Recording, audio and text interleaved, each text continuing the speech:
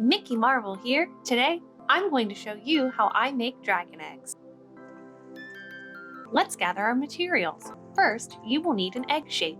I found this one for $2 at a thrift shop, but you can use the plastic ones left over from Easter or make your own egg. I'll link to the Punished Props egg pattern below if you want to make the egg yourself. You will also need a glue gun, craft foam, glue sticks, scissors, a quarter, a pen, paint brushes, and a sealant like Mod Podge. The first thing you'll do is trace the quarter onto the craft foam. I usually trace a couple of craft foam sheets full of circles before I cut them out. I know this may seem like a really tedious process, but I personally find it very relaxing. I usually make dragon eggs while binge watching a show, so I caught up on My Hero Academia during this process. Don't worry about making the circles too perfect because dragon scales aren't perfect.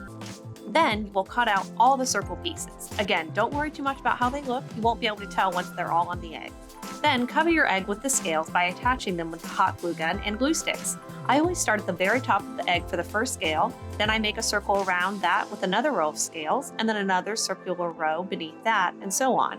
For this particular egg, I actually use sticky back craft foam for part of it.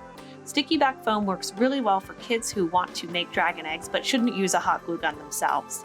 I use sticky back craft foam during my dragon egg workshops because of kids and because there typically aren't enough glue guns for everyone to use. I usually put one scale right at the bottom of the egg to finish it up. Once your egg is covered in scales, it's time to spray paint it with a base coat. I always forget to do this, but you should really spray paint your egg once first so that the egg underneath doesn't show through like this mint green egg does.